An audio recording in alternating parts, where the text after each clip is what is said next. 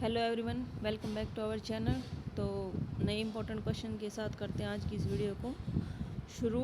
तो हमारा पहला क्वेश्चन रहेगा, अब्दुल रज्जाक थे फारस का राजदूत था। विजयनगर के किस शासक के दरबार में आए थे? यह थे देवराय द्वितीय के शासनकाल में आए थे। अब्दुल रज्जाक देवराय द्वितीय के टाइम में आए थे और ये थे फारस के राजदूत। ठीक है, नेक्स्ट होगा देवी चंद्रगुप्तम नाटक का लेखक कौन था? ये थे विशाख दत्त। नेक्स्ट है, किस एक में सुबुतगिन से अकबर के शासक के 40वें वर्ष तक का इतिहास है? अकबर के शासन के 40 वर्ष तक के इतिहास किसमें है? मुंतखब उत तारिख में ये लिखी थी बदायूं ने। ठीक है, नेक्स्ट रहेगा हमारा, ऋग्वेद में सूर्य देवता को किसका पुत्र माना गया है? ये माना गया है उषा का। अकबर ने किस सिख गुरु को 500 बीघा जमीन दान में दी थी? ये दी थी गुरु रामदास को। नेक्स्ट रहेगा, इबादत खाना नामक एक प्रसिद्ध संरचना का निर्माण कहाँ हुआ था? इबादत खाना हुआ था फतेहपुर सिकरी में। और ये किसने करवाया था? ये करवाया था अकबर ने। ठीक है, नेक्स्ट रहेगा, किस शासक ने इलाही प्रकार की मुद्राओं को चलाया था? ये चलाया था अकबर ने। किस शिलालेख में अशोक अपने को प्रियदर्शी लाजमक दिखा कहता है? ये कहता है बाबरू अभिलेख में। नेक्स्ट रहेगा, एक गिफ्ट टू मोथोसिस्ट इन पर्सियन, इसके रचयिता है राजाराम मोहन राय। नेक्स्ट है, भीमबेटका में किस काल से पाषाण चित्रों का बनना प्रारंभ हुआ था? ये हुआ था मध्य पाषाण काल के। नेक्स्ट रहेगा, लखनऊ में 1857 की क्रांति का नेतृत्व किसने किया था?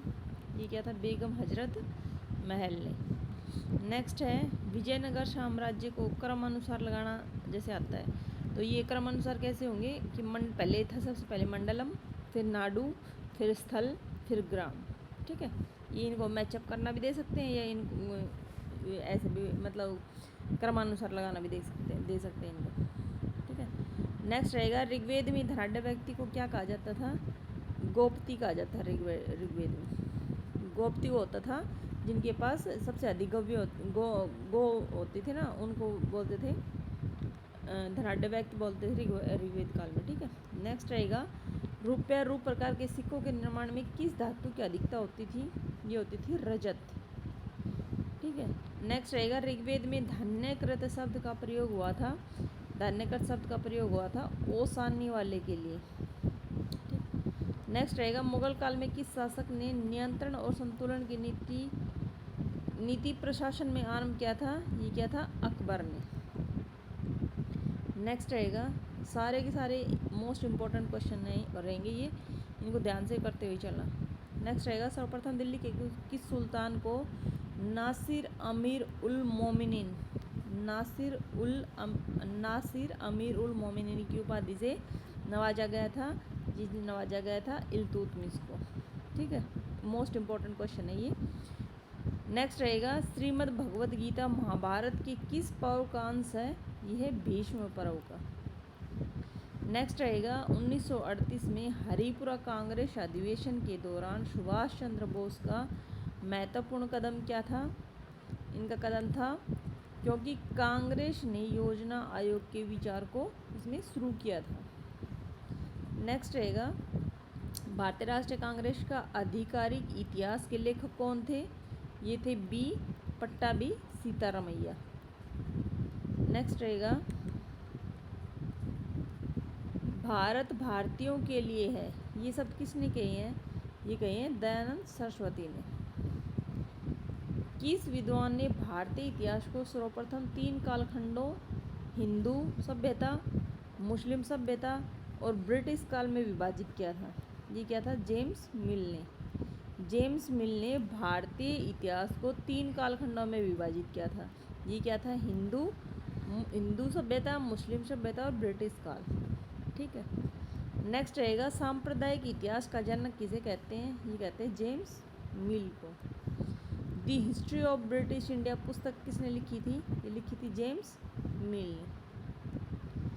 नेक्स्ट रहेगा, 1885 में बॉम्बे में संपन्न होने वाले भारतीय राष्ट्रीय कांग्रेस के प्रथम अधिवेशन का अध्यक्ष कौन था? ये थे बोमेश चंद्र बनर्जी। और इस कांग्रेस अधिवेशन में 72 व्यक्तियों ने भाग लिया था। ठीक है, ये भी ध्यान रखना होगा। नेक्स्ट होगा द्वितीय गोलमेज सम्मेलन में श्रीमती नायडू ने किसके द्वारा नामित सदस्य के रूप में हिस्सा लिया था? सरोजिनी नायडू ने भारत सरकार के रूप में दूसरे गोलमेज सम्मेलन में लिया था इन्होंने भाग। ठीक है, नेक्स्ट रहेगा मुगल काल में इजरा क्या था? इजरा था एक राजस्व कृषि की एक व्यवस्था। राजस्व कृषि की एक व्यवस्था को मुगल काल में इजरा कहा जाता था। ये इस टाइप के क्वेश्चन ज़्यादा पूछे जाते हैं इनमें पीजीटी लेवल में। ठीक है, तो इनको ध्यान से करते हुए चलना। नेक्स्ट रहेगा लेक्स लॉ की अधिनियम किस वर्ष लागू किया गया था? ये किया गया था 1850 में। जाति नियोक्ता निवारण अधिनियम, इसे जाति नियोक्ता निवारण अधिनियम भी कहा जाता है, लेक्स लॉ की अधिनियम को। ठीक है, नेक्स्ट रहेगा जागीरदारी संकट को किस इतिहासकार ने मुगल साम्राज्य के पतन का कारण बताया है? ये बताया है सतीश चंद्र। नेक्स्ट रहेगा पैन आर्यन एसोसिएशन की स्थापना किस वर्ष हुई थी? ये हुई थी 1906 में। नेक्स्ट रहेगा संवाद कौमुदी नामक अखबार किसने 1821 में निकाला था? ये निकाला था संवाद कौमुदी राजाराम मोहन राय ने। संवाद कौमुदी समाचार पत्र राजाराम मोहन राय ने निकाला था 1821 में। नेक्स्ट रहेगा किस शासक के सिक्कों पर रोमा नाम लिखा है और रोमन वेशधारी इस देवी की आकृति अंकित है? ये है हुइस्क प्रथम के सिक्कों पर। मोस्ट इम्पोर्टेंट क्वेश्चन रहेगा ये। क्या है कि रोमन वेशधारी देवी की कृति अंकित है और इस पर सिक्कों पर रोमा नाम लिखा है। ये लिखवाया था सबने, ये लिखवाया था हुइस्क प्रथम। नेक्स्ट रहेगा हमारा किसे एक संप्रदाय का प्रमुख निर्ग्रंथ कहा जाता है? निर्ग्रंथ कहा जाता है महावीर स्वामी को। नेक्स्ट रहेगा विधवा विवाह के समर्थन में सत्यार्थ प्रकाश नाम की पत्रिका किसके द्वारा निकाली गई थी? सत्य प्रकाश नाम की पत्रिका किसके द्वारा निकाली गई थी? ये निकाली गई थी कृष्णदास मलजी के द्वारा। और जो सत्यार्थ प्रकाश पुस्तक है वो है स्वामी दयानंद सरस्वती की है और ये कृष्णदास मलजी की सत्य प्रकाश और 1855 में इसे प्रकाशित किया गया। ठीक है, और ये है विधवा विवाह के समर्थन में निकाली गई पुस्तक है, पत्रिका है। नेक्स्ट रहेगा विजयनगर साम्राज्य की स्थापना किस दिल्ली सुल्तान के काल में हुई थी? ये हुई थी मोहम्मद बिन तुगलक के समय में। नेक्स्ट रहेगा विजयनगर और बहमनी राज्य के बीच कौन सा क्षेत्र विवाद का विषय था? ये था रायचूर दोआब। ठीक है, रायचूर दोआब है बहमनी और विजयनगर साम्राज्य के बीच क्षेत्र विवाद का कारण रहा था ये। नेक्स्ट रहेगा भारत आने वाले विदेशी यात्रियों में पुर्तगाली थे। कौन थे पुर्तगाली? कौन कौन से थे? एक तो थे बारबोसा, वास्को डी गामा और नूनीज, ये थे पुर्तगाली। और ये जो निकोलो डी कॉन्टी है ये कहाँ के थे? इटली के थे। और बारबोसा, वास्को डी गामा और नूनीज थे ये पुर्तगाली थे। ठीक है, नेक्स्ट रहेगा मुगल काल में कारखाना संबंधित है दीवान ए ब्यूतात से। नेक्स्ट रहेगा कि चोल शासक ने व्यापार को बढ़ावा देने के लिए चीन में एक दूत मंडल भेजा था। ये भेजा था कुलोतुंग प्रथम ने भेजा था। नेक्स्ट रहेगा हमारा किस एक देवता को अन्य की तरह बलि की भेंट नहीं दी जाती थी? ये नहीं दी जाती थी, रुद्र देवता को नहीं दी जाती थी। ठीक है, आत्मीय सभा की स्थापना कब हुई थी? 1815 ईस्वी में हुई थी। और किसने की थी इसकी स्थापना? राजाराम मोहन राय ने की। ठीक है, नेक्स्ट रहेगा ब्रह्म समाज की स्थापना किसने की थी? राजाराम मोहन राय ने की थी और ये की थी 1828 में। आत्मीय सभा की स्थापना तो 1815 में की थी और ब्रह्म समाज की 1828 में की थी। ठीक है, और ये की थी राजाराम मोहन राय ने। नेक्स्ट रहेगा किस एक मुगल शासक ने भांग के उत्पादन, बिक्री और सार्वजनिक प्रयोग पर निषेध का आदेश लागू किया था? ये किसने किया था? ये किया था औरंगजेब। नेक्स्ट रहेगा हमारा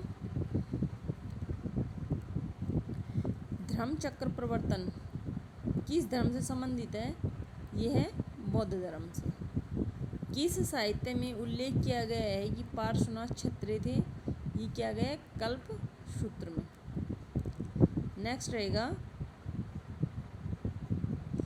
9 मार्च 1946 को लाहौर की संधि के अनुसार किसे ईस्ट इंडिया कंपनी ने लाहौर में रेजिडेंट नियुक्त किया था? ये क्या था? सर हेनरी लॉरेंस को। ठीक है, सर हेनरी लॉरेंस को 9 मार्च 1946 को लाहौर की संधि के अनुसार लाहौर में रेजिडेंट नियुक्त किया गया था। नेक्स्ट रहेगा राजवाही एवं उलुगानी क्या थी? ये थी फिरोज शाह तुगलक द्वारा बसाए गए नहरों के नाम थे। ठीक है, राजवाही और उलुगानी। नेक्स्ट रहेगा मंगल पांडे किस रेजिमेंट का सिपाही था? ये था 34वीं नेटिव इन्फेंट्री के। नेक्स्ट है भोज व कारले की चैत्य गुफाएं कहाँ स्थित है? ये स्थित है लोनावाला, महाराष्ट्र में। कहाँ पे है? महाराष्ट्र में भोज और कारले की चैत्य गुफाएं। नेक्स्ट रहेगा रहनुमाई मजदयाशन सभा से संबंधित थे नौरोजी फुरदोंजी, एस बंगाली और न्यायमूर्ति रनड़े। ठीक है, ये कौन कौन थे? नौरोजी फुरदोंजी, एस बंगाली और न्यायमूर्ति रनड़े। ये रहनुमाई मजदयाशन सभा से संबंधित थे। नेक्स्ट रहेगा चांदी का टंका और तांबे का जित्तल मुद्राओं का प्रचलन किस शासक ने कराया था? ये करवाया था शमशुद्दीन इल्तुतमिश ने। ठीक है, इल्तुतमिश ने चांदी का टंका और तांबे का जित्तल मुद्राओं का प्रचलन करवाया था इल्तुतमिश ने। नेक्स्ट रहेगा नेति प्रकरण ग्रंथ किसके उपदेशों से संबंधित है? ये महात्मा बुद्ध से संबंधित नेति प्रकरण। नेक्स्ट रहेगा ऋग्वेद में 2 कृषि योग्य भूमि के बीच में भूमि पट्टी को कहा जाता है? भूमि पट्टी को कहा जाता है खिल। ठीक है, नेक्स्ट रहेगा सेंट थॉमे के युद्ध अथवा अड्यार के युद्ध में कर्नाटक के नवाब को किसने पराजित किया था? ये क्या था? डुप्लेक्स ने। नेक्स्ट रहेगा किस अधिकारी के नियंत्रण में 2 विभाग चल मुद्रा और लेखा होता था? ये होते थे सर स्टैफोर्ड क्रिप्स के नेतृत्व में। और क्रिप्स मिशन का उद्देश्य क्या था? किस अधिकारी के नियंत्रण में 2 विभाग चल मुद्रा एवं लेखा होता था? ये होता था अक्स पटलाध्यक्ष के नियंत्रण में। और नेक्स्ट होगा सर स्टैफोर्ड क्रिप्स के नेतृत्व में क्रिप्स मिशन का उद्देश्य क्या था? ये था ब्रिटिश सरकार द्वारा युद्ध के प्रयासों के समर्थन में भारतीय नेताओं को मनाना। ये उनका मुख्य उद्देश्य था। नेक्स्ट रहेगा मध्य पूर्व पाषाण काल के पाषाण उपकरण किससे बने हुए थे? ये बने थे फलक से। मध्य पूर्व पाषाण काल में पाषाण बने थे फलक से। नेक्स्ट रहेगा तत्वबोधिनी सभा की स्थापना किसके द्वारा की गई थी? ये की गई थी देवेंद्रनाथ टैगोर के द्वारा। नेक्स्ट रहेगा कौन अंग्रेज सैन्य अफसर बहादुर शाह के 2 बेटों की हत्या के लिए जिम्मेदार था? ये था जनरल हडसन। ये पीजीटी के PYQ में आया हुआ क्वेश्चन है। ठीक है, नेक्स्ट रहेगा किस दिल्ली सुल्तान को अपनी विद्वता के कारण अपने युग का अरस्तु कहा जाता है? अपने युग का अरस्तु कहा जाता है मोहम्मद तुगलक को। नेक्स्ट रहेगा गुप्त काल में ताम्र की मुद्रा का प्रचलन किसने कराया था? ये कराया था समुद्रगुप्त ने। ताम्र की मुद्रा का प्रचलन गुप्त काल में। नेक्स्ट रहेगा महात्मा गांधी की हत्या के समय समाचार पत्र ने लिखा कि वह राजनीतिकों में महात्मा और महात्माओं में राजनीतिज्ञ थे। ये लिखा था मैनचेस्टर गार्डियन ने। और किस बादशाह ने फूट डालो और राज करो का खेल खेलने का निश्चय किया था? ये क्या था? लॉर्ड मिंटो ने। लॉर्ड मिंटो ने भारतीयों में फूट डालो राज करो का खेल खेलने का निश्चय किया था इन्होंने। नेक्स्ट रहेगा मौर्य काल में सन्निधाता का क्या अर्थ होता था? सन्निधाता का अर्थ होता था कोषाध्यक्ष और या राजकोष और भंडार गृह का प्रमुख, अभिरक्षक। ठीक है, क्या होता था? सन्निदाता का अर्थ कोषाध्यक्ष होता था, या राजकोष और भंडार गृह का प्रमुख अभिरक्षक होता था। ठीक है, नेक्स्ट रहेगा दक्षिण भारत के निम्न जातियों के बीच आत्मसम्मान को जागृत करने वाला कौन था? दक्षिण भारत में आत्मसम्मान को जागृत करने वाला कौन था? ये थे नारायण गुरु। नेक्स्ट रहेगा दक्कन एग्रीकल्चर्स रिलीफ एक्ट किस वर्ष लागू किया गया था? 1879 में लागू किया गया था। ठीक है, नेक्स्ट रहेगा महावीर जैन ने अपने उपदेशों के प्रचार के लिए किस भाषा का प्रयोग किया था? ये क्या था? प्राकृत भाषा का प्रयोग। ठीक, महावीर जैन ने अपने उपदेशों के प्रचार के लिए प्राकृत भाषा का प्रयोग किया था, ताकि प्राकृत भाषा वो होती थी ताकि जो आम बोलचाल के लोग थे वो इस भाषा को अच्छे से समझ सके, अपने लैंग्वेज में इसको समझ सके, इसलिए उन्होंने प्राकृत भाषा में ही अपने उपदेश दिए थे। ठीक है, तो आज के लिए बस इतना ही, मिलते हैं फिर नेक्स्ट वीडियो में, तब तक के लिए धन्यवाद।